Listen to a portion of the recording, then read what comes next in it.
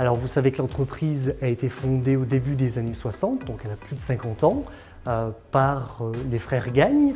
L'entreprise s'est implantée ici sur le site des baraques, a ensuite été développée par plusieurs équipes dirigeantes qui avaient un fort ancrage territorial, et j'en fais partie. Je suis très attaché à ma région, puisqu'on y retrouve des collaborateurs impliqués, performants, qui ont pu faire des études de haut niveau dans les métropoles alentours et qui ont envie de travailler dans notre belle région. Alors, sur le bassin du Puy-en-Velay, 3 sociétés du groupe Briand sont implantées. Gagne, l'entreprise socle, l'entreprise historique, qui assure la conception et la réalisation jusqu'aux travaux de structures métalliques, destination de bâtiments industriels, de bâtiments commerciaux, de salles événementielles, mais aussi d'ouvrages d'art, ponts et passerelles, et plus récemment de verrières et de façades vitrées.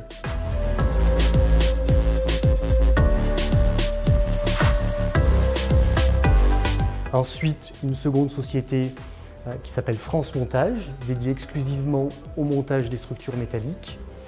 Et enfin G+A, la société dédiée à la protection anti-corrosion des ossatures métalliques. Au global, ce sont 250 personnes qui sont installées au Puy-en-Velay. Alors il est vrai que localement, nous sommes particulièrement connus pour avoir réalisé le viaduc de Toyac, mais on pourrait citer également la passerelle sur la gare du Puy-en-Velay, et très prochainement le centre commercial Style à Saint-Étienne. Mais nous avons des réalisations emblématiques aux 4 coins de la France. Alors, depuis l'époque des tribunes mobiles du Stade de France, nous avons réalisé de nombreuses salles de spectacle, des étites, Clermont-Ferrand bien entendu, Dijon, Chambéry et très récemment l'Arena d'Aix. Je citerai également des gares emblématiques, la nouvelle gare TGV de Montpellier, la gare de Rennes et bien évidemment la gare de Lyon à Paris.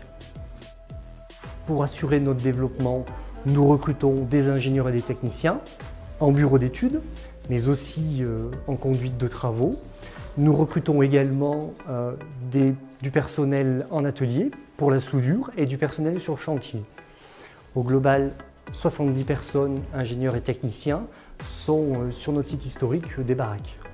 Nous bénéficions d'une conjoncture aujourd'hui favorable.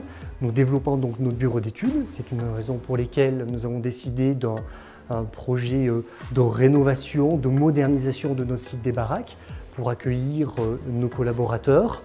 Les perspectives restent favorables. Et nous avons l'ambition effectivement de nous développer, peut-être à l'international.